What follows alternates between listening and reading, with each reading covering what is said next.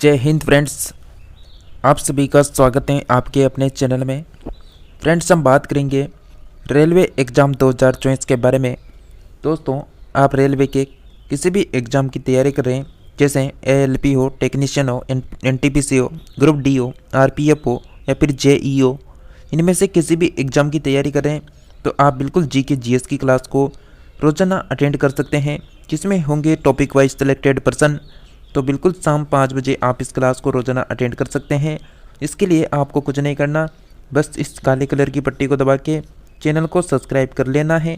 Channel subscribe के पास यहाँ पर एक तीर का एरो दिख रहा है, उसमें दबा के नोटिफिकेशन को ऑप्शन को ऑल में सेलेक्ट कर लें, ताकि जब भी कोई सा प्रैक्टिस सेट आएगा तो उसका नोटिफिकेशन सबसे पहले आपको मिलता रहेगा।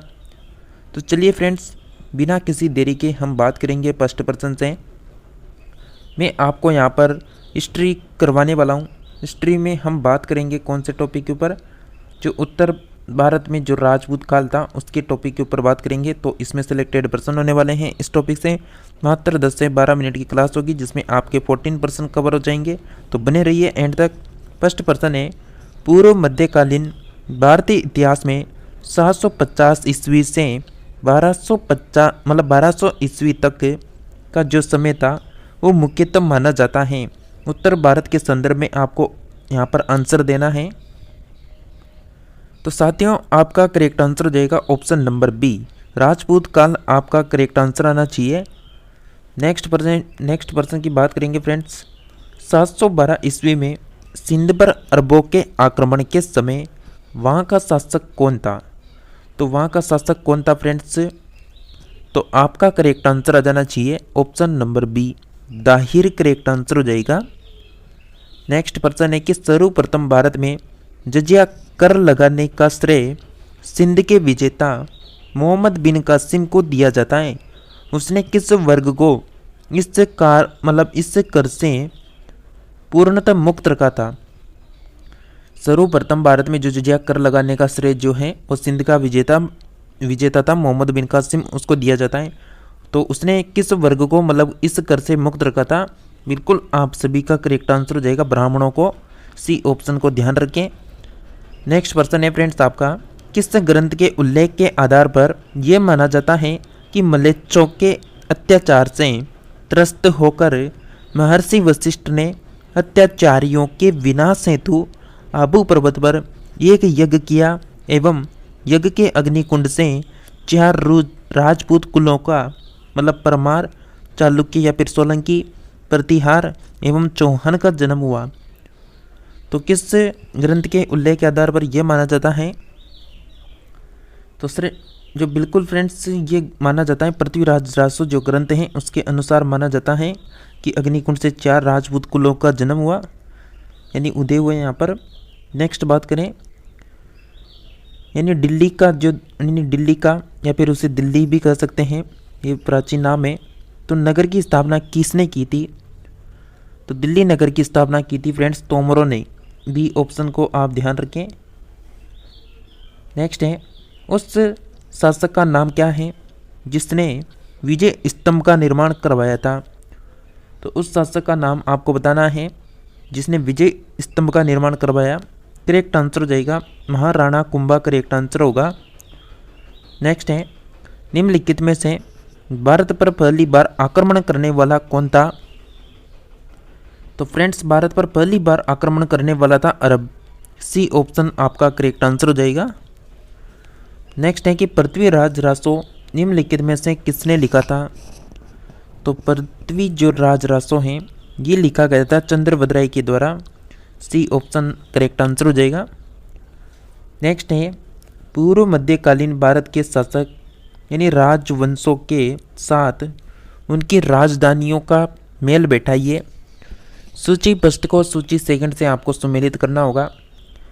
तो फ्रेंड्स, कौन सा आंसर यहाँ पर आपका होने वाला है? करेक्ट आंसर आएगा फ्रेंड्स बिल्कुल प्रतिहार या परिहार जो है कन्नौज से यहाँ पर मिलने वाला है। जो चंदेल जो मिलेंगे वो बिल्कुल खुजराहो से मिलेगा। परमार या पवार जो हैं वो यहाँ पर धार से मिलेगा। सोलंकी या फिर सोलंकी जो है ये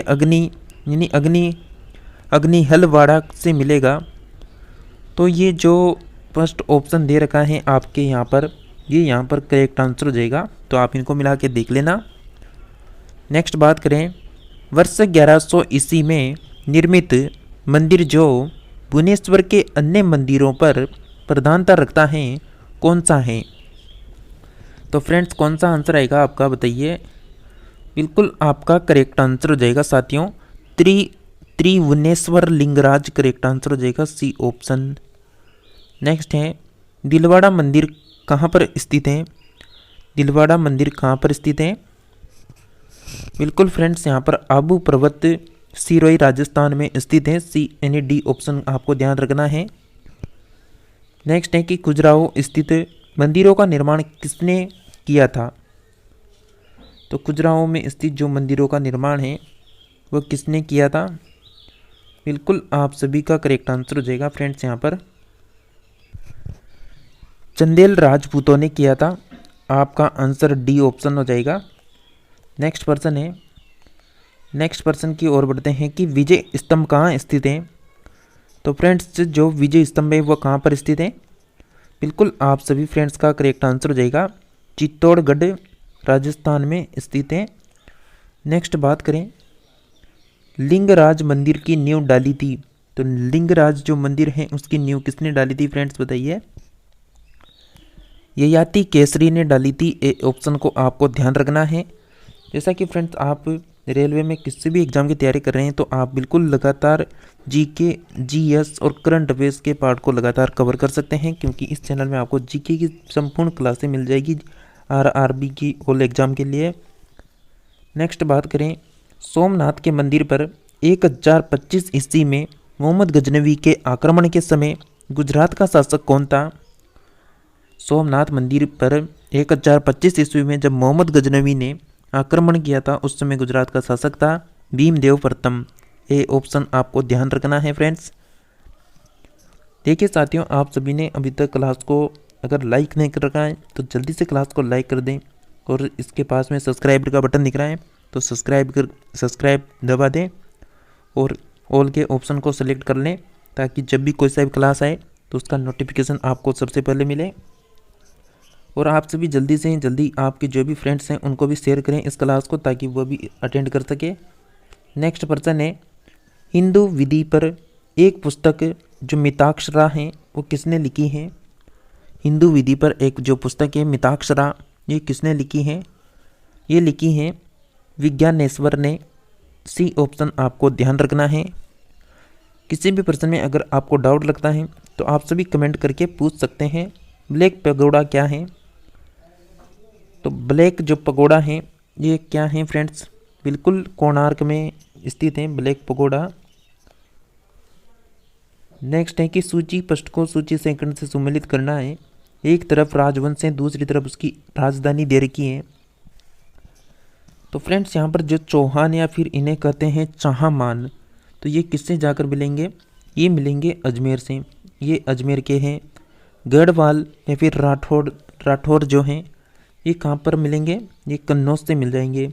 गुहिलोत या सिसोदिया जो हैं ये मिलेंगे जाकर चित्तौड़ से।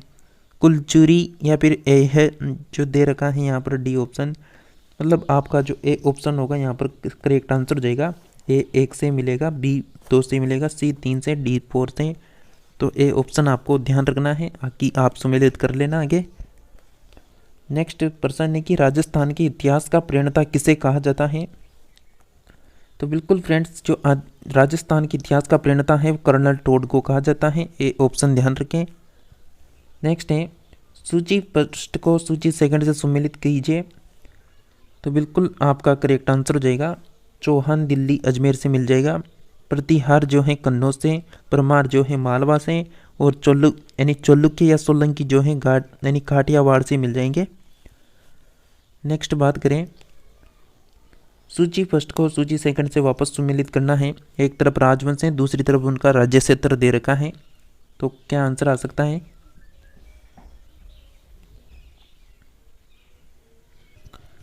तो फ्रेंड्स आप सभी का बिल्कुल यहाँ पर करेक्ट आंसर हो जाएगा ऑप्शन चंदेल जो है वो यहाँ पर जिजाक मुक्ति या फिर बुंदेलखंड से मिलने वाला है। सेकंड कुलचुरी जो है वो चंदी से मिलेगा। गढ़वाल या राठौर कन्नौज से। गुहिलोत जो है वो मेवाड़ से मिल जाएगा। तो आपका जो ए ऑप्शन दिख रहा है वो बिल्कुल यहाँ पर करेक्ट आंसर हो जाएगा। नेक्स्ट बात करें, नेक्स्ट वही वापस राजवंश एक तरफ वही संस्थापक दे रखा है। तो कौन से यानी कौन सा राजवंश कौन से संस्थापक हैं, एक तरफ राजवंश दूसरी तरफ संस्थापक, तो बिल्कुल करेक्ट आंसर हो जाएगा आपका answer option number B correct answer होगा यहाँ पर। मतलब इनके सामने जो दे रखे हैं वो यहाँ पर सम्मिलित हो जाएंगे, तो इनको आप यहाँ पर पढ़ लेना। नेक्स्ट बात करेंगे, नेक्स्ट वर्जन है आपके लिए कौन सा सम्मिलित नहीं है। तो यहाँ पर कौन सा जो ऑप्शन दे रखा है वो सम्मिलित नहीं है, तो बिल्कुल आपका करेक्ट आंसर आना चाहिए राष्ट्रकूट यानी विद्यालय। यहाँ पर जो दे रखा है डी ऑप्शन, ये यहाँ पर सम्मिलित नहीं दे रखा है। नेक्स्ट है कि हरिकेली नाटक का रचयिता कौन था। तो आपको हरिकेली नाटक का रचयिता बताना है। बिल्कुल चौहान शासक विग्रह राज्य फोर्थ यहाँ पर करेक्ट आंसर हो जाएगा, या फिर बिसल देव भी कह सकते हैं। नेक्स्ट है कि किस नाटक के कुछ 2.5 दिन की झोपड़ी मस्जिद की दीवारों पर अंकित हैं। किस नाटक के कुछ हंस जो है 2.5 दिन का झोपड़ा है उसकी मस्जिद की दीवारों पर अंकित हैं। तो बिल्कुल आपका करेक्ट आंसर है हरिकेली नाटक के कुछ हंस हैं जो 2.5 दिन के झोपड़े में स्थित हैं, और 2.5 दिन का झोपड़ा अजमेर राजस्थान में स्थित है। रानी पद्मिनी का नाम अलाउद्दीन खिलजी की चित्तौड़ विजय से जुड़ा जाता है, उसके पति का नाम है। तो फ्रेंड्स आपका करेक्ट आंसर हो जाएगा राणा रतन सिंह, डी ऑप्शन आपका करेक्ट आंसर हो जाएगा। विक्रमशिला शिक्षा केंद्र के संस्थापक का नाम है, विक्रमशिला केंद्र के संस्थापक का नाम है धर्मपाल, बी ऑप्शन आप ध्यान रखें।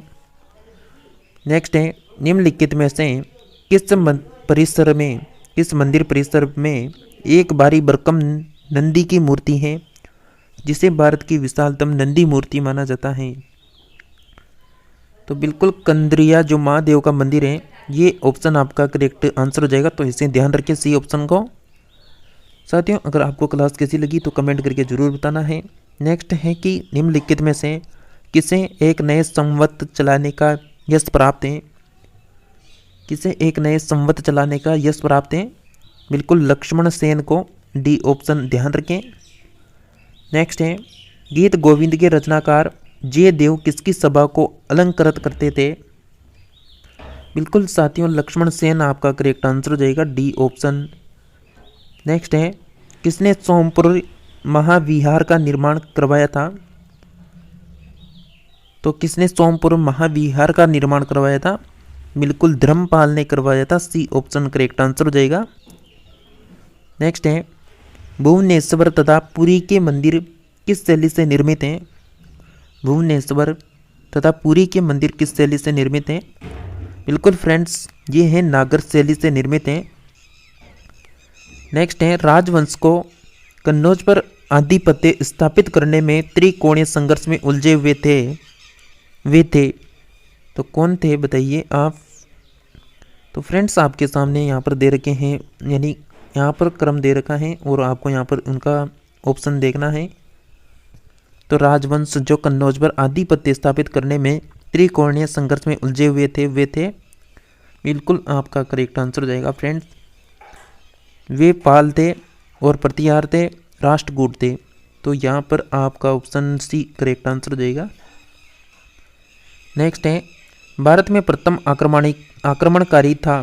तो भारत में प्रथम आक्रमणकारी कौन था, बिल्कुल सभी को पता होगा Mohammad bin Qasim, C option correct answer है।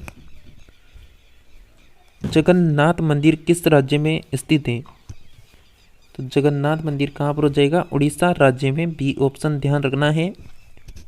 नेक्स्ट है कि पुरी में स्थित कोणार्क के विशाल सूर्य मंदिर के निर्माता कौन थे। जो पुरी में स्थित कोणार्क का जो विशाल सूर्य मंदिर है इसके निर्माता थे फ्रेंड्स नरसिंह प्रथम, ये ऑप्शन करेक्ट आंसर हो जाएगा। नेक्स्ट है कि अजय पाल संस्थापक थे। अजय पाल संस्थापक थे कहाँ के थे, तो ये थे अजमेर के। अजय पाल या फिर अजय राज भी कह सकते हैं। नेक्स्ट है निम्नलिखित में से कौन कविराज के नाम से विख्यात था। तो कौन है जो कविराज के नाम से विख्यात था, भोज परमार, ये ऑप्शन आपका करेक्ट आंसर हो जाएगा। नेक्स्ट है कि भोज परमार द्वारा रचित जो पुस्तकें हैं वो आपको यहाँ पर बिल्कुल देखनी है कौन सी है, और ऑप्शन आपको इस सामने है, तो ऑप्शन को सिलेक्टेड मतलब आपको ऑप्शन को सिलेक्ट करना है कि कौन सा आपका आंसर आएगा। तो फ्रेंड्स यहाँ पर जो भोज परमार है इन्होंने लिखा था समरागण सूत्रधार, सरस्वती कंठाभरण, योग सूत्रवती, आयुर्वेद सर्वस्व, ये चारों इन्होंने लिखी थी। तो सी ऑप्शन आपका करेक्ट आंसर हो जाएगा। नेक्स्ट बात करें कि समरांगण सूत्रधार का विषय है, जो समरांगण जो सूत्रधार हैं उसका विषय क्या है, इसका विषय है स्थापत्य शास्त्र, ये ऑप्शन आपका करेक्ट आंसर हो जाएगा। फ्रेंड्स जैसा कि हमने आपको कहा था कि 14% हम यहाँ पर कवर करेंगे, तो 14 में से आपने अब तक कितने राइट कर लिए आप कमेंट करके बताइए, और किसी भी पर्सन में डाउट है तो कमेंट करके बताइए जल्दी से।